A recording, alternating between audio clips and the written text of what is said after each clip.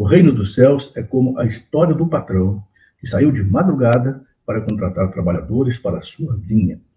Combinou com os trabalhadores uma moeda de prata por dia, era o chamado denário, e os mandou para a vinha. Às 9 horas da manhã, o patrão saiu de novo, viu outros que estavam na praça, desocupados, e lhes disse: Ide também vós para a minha vinha, eu vos pagarei o que for justo. E eles foram. O patrão saiu de novo ao meio-dia, e às 3 horas da tarde fez a mesma coisa.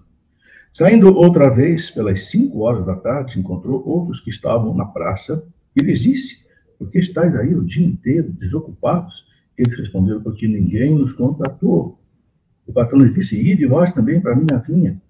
Quando chegou a tarde, o patrão disse ao administrador: Chama os trabalhadores e paga-lhes uma diária a todos, começando pelos últimos até os primeiros. Vieram os que tinham sido contratados às 5 da tarde, cada um recebeu uma moeda de prata, o denário. Em seguida vieram os que foram contratados primeiro e pensavam que iam receber mais. Porém, cada um deles também recebeu uma moeda de prata. Ao receberem o pagamento, começaram a resmungar contra o patrão.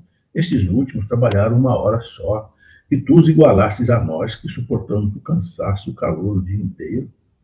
Então o patrão disse a um deles: Amigo, eu não fui injusto contigo. Não combinamos uma moeda de prata? Toma o que é teu e volta para a tua casa. Eu quero dar a este que foi contratado por último o mesmo que dei a ti.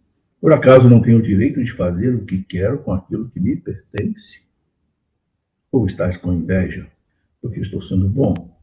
Assim os últimos serão os primeiros serão os últimos. Palavra da salvação. Glória a vós, Senhor. Esse evangelho de hoje, meus irmãos, nos mostra muitas coisas interessantes, né? Os biblistas costumam dizer que esses operários da primeira hora, que foram chamados logo na madrugadinha, 6 da manhã, se refere ao povo judeu, que foram os primeiros que foram chamados por Deus para a salvação. E depois os outros empregados foram chamados mais tarde, foram chamados gentios, nós que não somos judeus. E os biblistas dizem também que, infelizmente, os judeus ficaram com inveja, né, dos pagãos que foram chamados ao cristianismo, inclusive os perseguiram, né, quiseram matar São Paulo, mataram Estevão, mataram Tiago Maior, perseguiram os apóstolos todos, né, porque os judeus achavam que a salvação era só para eles, né? Então essa é uma primeira visão que os biblistas colocam sobre esse texto. Mas tem muito mais coisa, né? Jesus compara isso com o reino dos céus. O reino dos céus, a luta para implantar o reino dos céus aqui na terra. Então, esse patrão está desesperado, porque a vinha dele está se perdendo. A vinha, o que é? A uva, onde eles fazem o vinho, né? E não pode passar da hora de colher, porque senão perde, né? Então, ele vai e chama empregados às 6 da manhã. Os judeus dividiram o dia em 4 partes. A prima era, né, de 6, começava às 6 da manhã, às 9 era a chamada segunda parte, né? Depois 12 horas, meio-dia, era a terceira parte, até às 15 horas, depois até às 16 horas, que era, a gente chama de véspera, né? Então, eles dividiam o dia em 4 partes. Então, o patrão foi chamando, né? Chamando às 6, depois foi lá às 9, né? Ainda faltava gente para colher a vinha. Então, foi lá. Vocês, por que vocês estão aí na praça sem fazer nada? Porque ninguém chamou a gente. Eu vejo nisso o seguinte, sabe? Tem muita gente boa que pode trabalhar na igreja, mas não é chamada. Nós temos que chamar as pessoas boas para trabalhar na igreja. Os sacerdotes têm que chamar as pessoas capazes para trabalhar na igreja. Chama médicos, advogados, engenheiros para trabalhar na igreja, nas pastorais. Tem tanta pastoral na igreja precisando de gente, né? Batismo, crisma, eucaristia, primeiro eucaristia. Chama.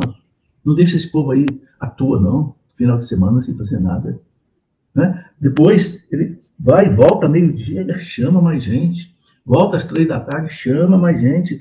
O patrão está desesperado para não perder lá a sua vinha. E depois ele, ainda às 5 horas da tarde, faltando só 1 hora para acabar o dia, ele chama. E eu acho bonito que tem empregado que vai, né? Eu acho que tem empregado que pensou assim, eu vou lá ganhar uma quirela lá, mas eu vou trabalhar 1 hora só, ele vai dar só um pouquinho para mim, mas vou lá ganhar, né? um troco. E foi. Mas que surpresa, né? Na hora de acertar as contas, o patrão mandou que o seu encarregado lá desse o mesmo pagamento igual para todo mundo. um denário, uma moeda de prata. É o que valia a um dia de trabalho do agricultor. Né? Que coisa bonita, né? Aqueles que chegaram às 6 da manhã acharam que iam ganhar mais, ficaram com inveja porque os outros ganharam a mesma coisa, e o patrão dá uma resposta magnífica, né? Eu não posso ser bom? O que eu combinei com você está aí, ó, eu te dei uma moeda, é o que eu tinha combinado com você, não estou sendo injusto. Agora, eu quero ser bom, eu quero ser misericordioso com aquele que veio salvar a minha vinha, nem um pouquinho de trabalho. Isso para mim é tão importante que eu vou dar uma moeda inteira para ele. Ô, gente, o que Jesus está dizendo para nós? A minha vinha está se perdendo. A minha vinha está se perdendo. Né? O Papa Bento XVI, quando foi eleito, o Papa, ele disse, né? Eu sou apenas um humilde servo da vinha do Senhor. A vinha do Senhor está se perdendo. Que vinha é essa, meus irmãos? São todos esse povo que não conhece a doutrina, foi batizado, foi crismado, mas não vai à missa, não confessa, não comunga, vive como se Deus não existisse, como se a igreja não existisse, como se não houvesse os sacramentos. A vinha está se perdendo. Então, o dono da vinha, Jesus, está desesperado, chamando, e vai pagar todo mundo igual no fim. Qual é o pagamento que ele vai dar no fim para todo mundo? O céu. O céu, esse é o pagamento. Então, não importa se você está trabalhando na igreja desde que você é jovem, graças a Deus, eu estou trabalhando na igreja desde que eu tenho 20 anos de idade. Louvado seja, eu quero receber a mesma moeda daquele que foi convertido no final da vida, mas que resolve trabalhar para a igreja. Vamos ganhar o céu juntos. O que não pode é a vinha de Deus se perder. Né? A primeira leitura da missa de hoje é do profeta Ezequiel, capítulo 34, onde o profeta Ezequiel fala pesado contra os maus pastores. Maus pastores que não cuidam das ovelhas, vocês comem a sua carne, vocês bebem o seu leite, mas vocês não vão buscar a ovelha que está perdida, vocês não curam a ovelha que está machucada, vocês só olham para vocês. Eu vou tirar vocês do pastoreio, eu mesmo vou cuidar do meu rebanho. Nossa, pesadíssimo, Ezequiel 34. Nós todos, meus irmãos, somos pastores nessa igreja de Deus. Não é só os padres e bispos, não. Nós todos somos pastores. Esse rebanho de Cristo, ele fala que é um rebanho que parece um rebanho sem pastor.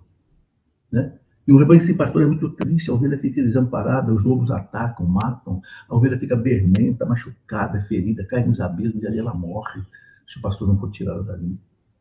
É a realidade do reino de Deus. Deus está chamando todo mundo. Eu costumo dizer que na igreja não tem aposentados e não tem desempregados, porque tem trabalho para todo mundo, cada um na sua condição, cada um no seu estado de vida, cada um como Deus o chamou. Temos que fazer alguma coisa por Deus, temos que fazer. Veja, por exemplo, meus irmãos, que tristeza nós vimos agora, o aborto dessa criança de 10 anos, que crime hediondo, que pecado, que brava injustiça ao céu.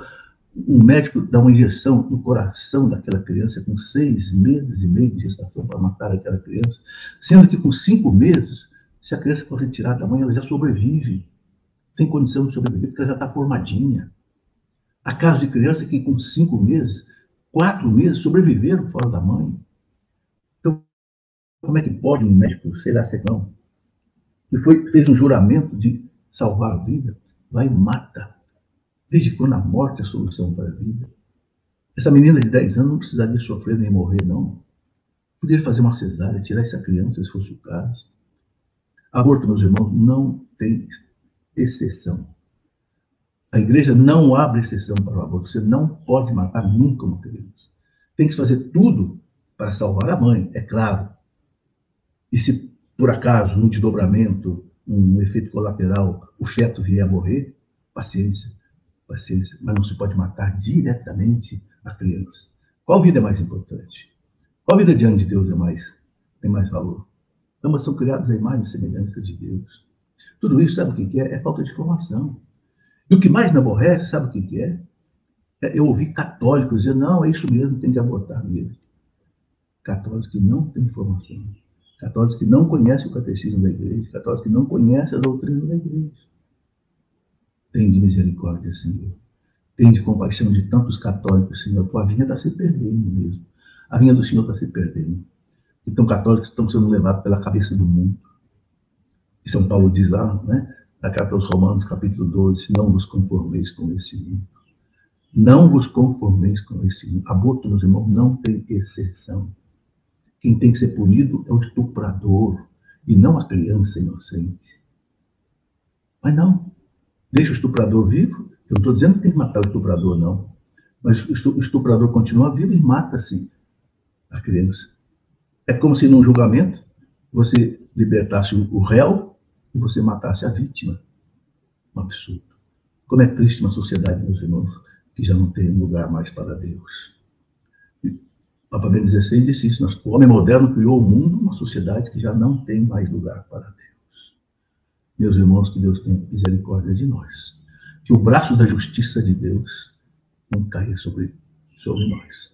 E vocês sabem muito bem que o Código de Direito Canônico da Igreja diz que aquelas pessoas que praticam o aborto ou que ajudam, de alguma forma, estão automaticamente excomungadas da igreja, estão fora da igreja. Podem voltar, podem ser perdoadas se arrependerem e voltar, mas, em princípio, estão excomungadas. E eu vejo católicos sendo conivente, achando que está certo em fazer. Ora, ser conivente com o crime também é pecado. Se você não pensar nessas coisas, meus irmãos. Nosso povo perece por falta de doutrina, como disse o profeta Amós, capítulo 4, versículo 6. Que Deus tenha misericórdia de nós.